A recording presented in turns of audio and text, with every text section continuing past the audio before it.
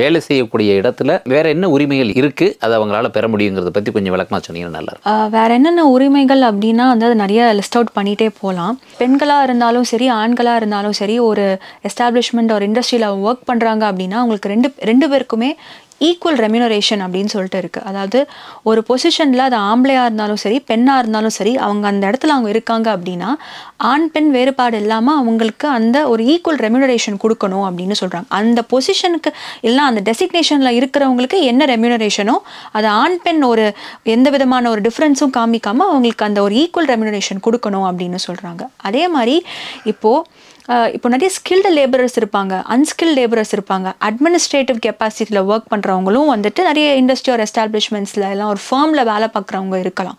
அப்படி இருக்கும் போது அவங்களுக்கு அந்த இன்டர்னல் ரூல்ஸ் ஆஃப் ஆர்கனைசேஷன் படி, ஏன்னா ஒவ்வொரு ஆர்கனைசேஷனுக்கும் ஒரு இன்டர்னல் ரூல்ஸ் இருக்கும், கரெக்டாக அந்த வேஜஸை வந்து அவங்க ஒழுங்காக வந்து பே பண்ணணும் அப்படின்னும் வந்துட்டு இருக்குது.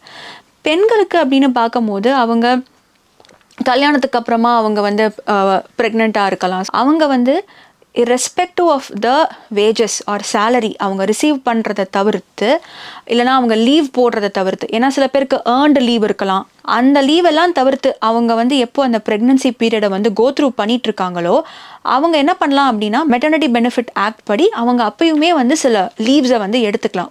ஒரு குறிப்பிட்ட பீரியடுக்கு அவங்க வந்து எடுத்துக்கலாம் அப்படிங்கிறதும் வந்துட்டு இந்த ஆக்ட் வந்து சொல்லுது. அது மாதிரி நீங்கள் பெண்களுக்கு இந்த மெட்டர்னிட்டி லீவை பற்றி சொன்னீங்க, அது வந்து சில இடங்களில் கொடுக்க முடியாதுன்னு சொல்ல முடியுமா? கொடுக்க முடியாதுன்னு சொல்ல முடியாது சார், அதை சொல்லக்கூடாது அப்படிங்கிறது தான் வந்துட்டு இவங்களோட இது.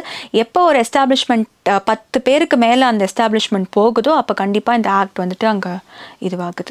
சரி, இப்போ நீங்கள் சொல்கிறது வந்து கம்பெனியில் சொல்கிறீங்க. இப்போ இதே இது வந்துட்டு ஒரு வீட்டு வேலை பார்க்குது ஒரு அம்மா, அவங்க இதே மாதிரி ஒரு சூழ்நிலை கோ த்ரூ பண்ணுறாங்க, அவங்களுக்கு ஒரு லீவு தேவைன்னா கிடைக்குமா? இல்லைங்க சார், அது இந்த மெட்டர்னிட்டி பெனிஃபிட் ஆக்டே வந்து பார்த்தீங்கன்னா அவங்க தெளிவாக சொல்லிட்டாங்க, ஒரு எஸ்டாப்ளிஷ்மெண்ட்டில் எப்போ 10 பேருக்கு மேலே அங்கே வந்துட்டு விமன் ஒரு எம்ப்ளாயீஸே இருக்காங்க அப்படின்னு இருக்கும் போது தான் இந்த ஆக்ட் வந்து கவர் ஆகும். இது அந்த பாஷ் ஆக்ட் மாதிரி இங்கே வந்துட்டு அந்த மெய்டுக்கு அது எதுவும் இது பண்ணலை, அவ்வளோ எக்ஸ்க்ளூசிவாக அதை கொடுக்கல. விமன் அப்படின்னு சொல்லி பார்க்கும்போது எல்லாரும் பெண்கள் தானே, ஒரு வீட்டு வேலை செஞ்சால் என்ன அவங்களும் பெண்கள் தான், கம்பெனியில் வேலை பார்த்தா அவங்களும் பெண்கள் தான். அப்படிங்கும்போது இந்த கர்ப்பகாலங்கிறது வந்து 2 பேருக்கும் சமம் தானே. அப்படிங்கும்போது ஏன் இந்த லீவுங்கிறது எங்கேயும் கிடைக்கக்கூடாதுன்னு நம்ம நினைக்கிறோம், இது நமக்கு தோணுது.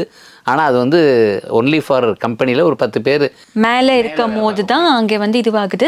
மேபி இப்போது நம்ம இதெல்லாம் பேசுகிறத வச்சு அது இன்னும் கொஞ்சம் இந்த லாஸை வந்து கொஞ்சம் இன்னும் ஸ்ட்ரிக்ட் பண்ணி கொஞ்சம் இன்னும் வைடன் பண்ணால் நம்மளுக்குமே விமன் அப்படின்னு பார்க்கும்போது அவங்களுக்கும் ஒரு சேஃப்டி கிடைச்ச மாதிரி தான் இருக்கும், அவங்களுக்கும் சில ரைட்ஸை என்ஜாய் பண்ண மாதிரி தான் இருக்கும். இப்போ வந்து நம்ம பேசுனது கூட லீவ் ஆஸ்பெக்டில் பேசணும். சில நேரங்களில் வந்து வேலை செய்கிற இடத்துல ஒரு வார்த்தைகளில் சில நேரங்களில் அவங்கள ரொம்ப தரக்குறைவாக பேசுகிறது, அவங்கள வந்து மரியாதை குறைவாக நடத்துறது, அந்த மாதிரி இருந்தால் அதுக்கும் வந்து நம்ம சட்டத்தை நாடலாம். அதுதான் சார், அந்த பாஷ் ஆக்ட்லேயே இது எல்லாமே வந்து கவர் ஆகும் சார்.